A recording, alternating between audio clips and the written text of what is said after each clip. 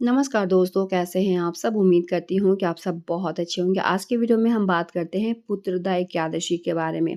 ये श्रावण मास के शुक्ल पक्ष की एकादशी जो कि पुत्रदा एकादशी के नाम से जाना जाता है। पुत्रदा एकादशी जो है साल में 2 बार आता है, एक पौष मास में आता है और एक श्रावण मास में आता है। इस एकादशी का बहुत ज़्यादा महत्व है। हर माताएँ को ये व्रत रखना चाहिए। अगर व्रत नहीं भी रखती हैं तो पूजा पाठ आप ज़रूर करें। पुत्रदा एकादशी से आप समझ ही सकते हैं कि ये संतान के लिए होता है। अगर किसी भी तरह का आपका संतान सुख नहीं मिल पा रहा है या फिर संतान है और फिर भी उसमें किसी भी तरह का दिक्कत है, प्रॉब्लम है, तो भी ये व्रत आप रख सकती हैं और पहली बार भी अगर व्रत रखना चाहती हैं तो पुत्रदा एकादशी का व्रत जो है वो रख सकती हैं। और नहीं भी व्रत कर रही हैं तो पूजा पाठ आपको ज़रूर से ज़रूर करना चाहिए। व्रत जो है 15 अगस्त को जो है सुबह के 10:27 से प्रारंभ होगा और 16 अगस्त को जो है 9:49 मिनट तक रहेगा। तो उदया तिथि को लेकर अगर बात की जाए तो 16 अगस्त दिन शुक्रवार के दिन पुत्रदा एकादशी का व्रत रखा जाएगा। 17 तारीख को जो है इसका पारण है। 15 तारीख को नहाए खाए, तो नहाए खाए का जो नियम है आप सभी को पता है कि सुबह आपको नहाना, अच्छे से आपको नहा ले धो ले, साफ से जो कपड़ा वगैरह पहन ले, सूर्य देव को जल वगैरह आप दे दे, पूजा पाठ कर ले। और जो उसके बाद से जो होता है कि आपको लहसुन प्याज नहीं खाना है। इन सब बातों का ध्यान रखें क्योंकि एकादशी का व्रत जो होता है 3 दिवसीय होता है। तीनों दिन का महत्व तो बहुत अच्छे से आप समझ लें कि ये नहाए खाए, व्रत और पारण, ये तीनों दिन बहुत ही अच्छा 3 दिवसीय व्रत है। और एकादशी व्रत जो होता है सर्वश्रेष्ठ सभी व्रतों का राजा माना जाता है।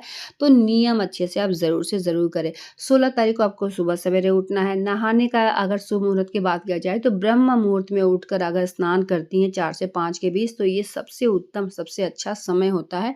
तो आप सुबह सवेरे नहा लें, अच्छे से संव्रत का संकल्प लें, सूर्य भगवान को जल दें, विष्णु भगवान का पूजन करें, लड्डू गोपाल का पूजन करें। क्योंकि जैसे कि मैं बताई कि संतान प्राप्ति के लिए भी ये व्रत किया जाता है, तो लड्डू गोपाल का भी उस दिन आपको पूजा ज़रूर करना चाहिए।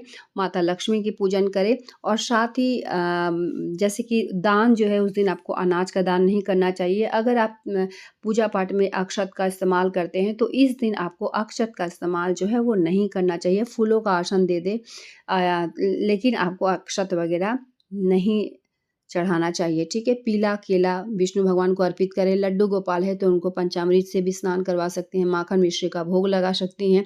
ऐसे तो जो शक्ति है उस हिसाब से आप पूजा पाठ करें। और तुलसी पत्र जो है एकादशी के दिन नहीं तोड़ा जाता है, तो आप एक दिन पहले जो है वो बृहस्पतिवार के दिन आप जो है तुलसी पत्र तोड़ के रख दें और उस दिन भोग आप ज़रूर से ज़रूर लगाएं, ठीक है। अगर संतान प्राप्ति नहीं हो पा रहा, संतान सुख आपको नहीं मिल रहा, तो इस दिन पति और पत्नी दोनों मिलकर अगर पुत्रदा एकादशी का व्रत रखती हैं या फिर पूजा पाठ करती हैं, फलाहार पे अगर रखती हैं, तो ये बहुत ही उत्तम रहेगा। ज़रूर से ज़रूर करें। या फिर किसी भी तरह से संतान है और संतान में किसी भी तरह का दिक्कत है, तो भी आप ये व्रत जो कर सकती हैं या फिर फलाहार पर रख सकती हैं। या फिर अनाज भी अगर आप खाना चाहती हैं तो चावल आपको नहीं खाना है, लहसुन प्याज का सेवन ना करें, लेकिन पूजा पाठ आप ज़रूर करें। जो आप भोग लगाए हैं, जैसे कि पीला फल वगैरह भोग लगाया जाता है, अनाज का भोग नहीं लगाया जाता है। कुछ समय के बाद वो जो प्रसाद है अपने बच्चों को आपको ज़रूर से ज़रूर खिलाना चाहिए। इन सब बातों का ध्यान रखें। बहुत सारे लोग जो एकादशी निर्जला भी रखते हैं और सूर्य अस्त के पहले ही आपको जो है फलाहार वगैरह कर लेना चाहिए। सूर्य अस्त के बाद जो है नहीं खाया जाता है। साथ ही अगर आप चाहें तो कलश स्थापित भी कर सकती हैं, क्योंकि पुत्रदा एकादशी का महत्व बहुत ज़्यादा है। अगर किसी भी तरह का मन्नत को लेकर आप व्रत रखना चाहती हैं तो एकादशी के दिन आप कलश वगैरह भी स्थापित कर सकती हैं और अखंड दीपक भी आप जला सकती हैं, ठीक है। और कथा एकादशी व्रत का आपको ज़रूर से ज़रूर करना चाहिए। जब भी हम किसी भी व्रत को करते हैं तो उसका कथा का बहुत ज़्यादा महत्व है, तो कथा आपको ज़रूर से ज़रूर करना चाहिए। शुक्रवार के दिन जो है व्रत रखना और शनिवार के दिन आपको पारण करना है। तो पारण में सबसे पहले मुख में आपको, जैसे कि सुबह सवेरे आप उठती हैं, स्नान वगैरह कर ले, सूर्यदेव को अर्घ्य दे दें, जल सूर्यदेव को चढ़ा दें। उसके बाद विष्णु भगवान का पूजन करें, लड्डू गोपाल का आपको पूजन करना चाहिए, भोग लगा देना चाहिए।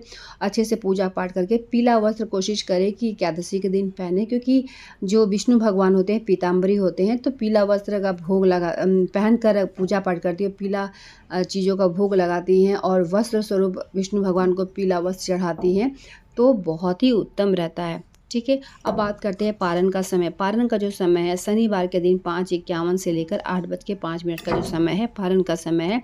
और पारण जो है, जैसे कि मैं बताया कि मुख में तुलसी पत्र और जल ही आपको लेना है, उसके बाद से ही आप कुछ खाएँ। लेकिन कोशिश करें कि खाने में आपको जो है लहसुन प्याज का चीज़ नहीं खाना चाहिए, चावल नहीं खाना चाहिए, मसूर दाल हुआ, मूली हुआ, बैंगन हुआ, इन सब चीज़ों यानी अशुद्ध चीज़ माना जाता है, इन सब चीज़ों को आपको नहीं खाना है, ध्यान रखें। साथ ही सरसों तेलों का इस्तेमाल आपको नहीं करना चाहिए, या तो मूँगफली का तेल में बना लें या फिर शुद्ध घी में बना हुआ ही भोजन आपको करना चाहिए, ठीक है।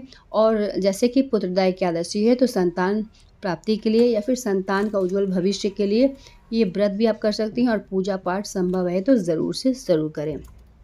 तो हर चीज़ के बारे में मैं बता दी, फिर भी किसी भी तरह का डाउट है, कोई सवाल है तो नीचे कमेंट बॉक्स में ज़रूर बताएं। चलिए ये वीडियो मेरा यहीं तक था, मिलते हैं एक नए वीडियो के साथ, तब तक के लिए धन्यवाद।